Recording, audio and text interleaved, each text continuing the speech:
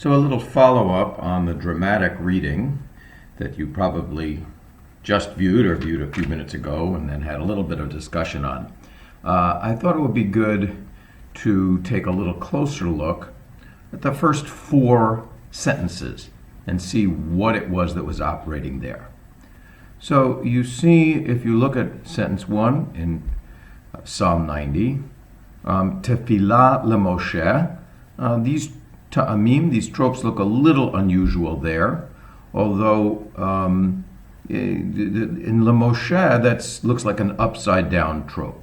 So we don't know what its music is, but we do have a sense of the rhythm of the text. But I'm particularly noticing places where the signs seem to be on an unexpected syllable or doubled up. So it says, Tefillah leMoshe ish ha'Elohim.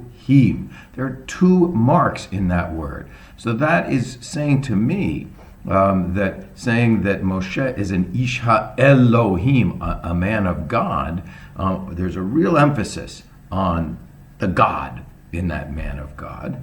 And toward the end of the phrase, Ata hayita lanu bedor vador. Again, two marks on hayita, which say you have been our dwelling place, bedor vador, in every generation. So how do we accent the text? What is the most important thing? 1,000 years ago, someone seemed to emphasize in that first sentence that the connection of Moshe to God, as well as that God had been to us a dwelling place for those generations, was what someone thought needed to be brought out. Looking at the second sentence, we see also that in Harim, the mountains, again we have two marks after a metek, a line in between those opening words. Before the mountains were born, Yuladu is that's another way to translate that. So again, you look at the text. It says, before the mountains were brought forth, before you had formed the earth and the world. But what I see in this version of the text is before the mountains were brought forth, which is a very different kind of dramatic reading. And again, later in the sentence, umeolam ad olam, from forever to forever, you are God. Now, the third sentence, again, we see what word has two marks in it? Vatomer. You turn man back to dust and say, turn back, O children of men. Again, you might have read this.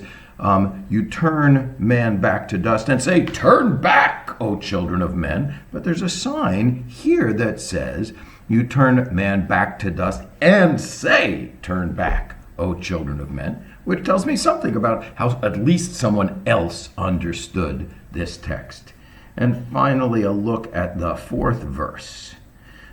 Ki elef shanim, for 1,000 years in your sight are but like yesterday when it is past, and like a watch in the night. Again, I see emphasis on yesterday, et mol, and I notice that the mark is not on the mol, where I would expect the word would only be et mol, but rather at the beginning of the word, which says et mol, which again is a way of saying yesterday or yesterday.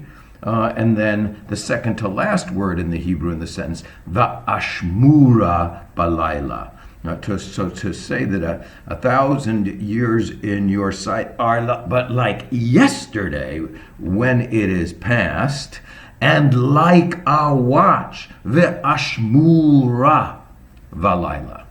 So I don't know exactly what the implications are about how to sing these texts, but I do see important information here about how to say them.